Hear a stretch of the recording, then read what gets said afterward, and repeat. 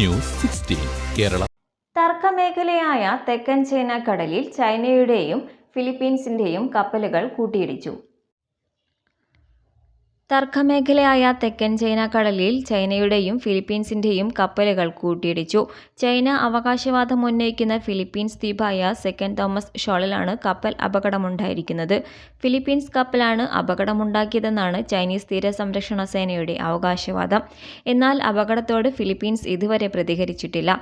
ചൈനയുടെ ആവർത്തിച്ചുള്ള മുന്നറിയിപ്പുകൾ അവഗണിച്ച് കപ്പലിനെ അപകടകരമായ രീതിയിൽ സമീപിച്ചത് ഒരു കൂട്ടിയിടിയിൽ കലാശിച്ചുവെന്നും അപകടത്തിന്റെ ഉത്തരവാദി ഫിലിപ്പീൻസ് ആണെന്നും ചൈന വ്യക്തമാക്കി.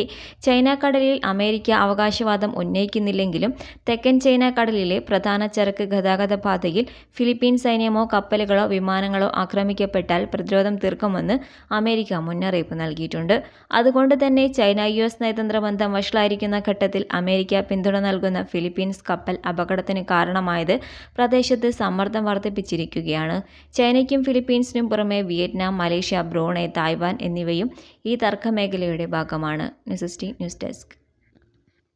പക്ഷമില്ല, വിവേചനമില്ല. നേരിനൊപ്പം, നാടിനൊപ്പം, നാട്ടുകാർക്കൊപ്പം. News 16 Kerala channel.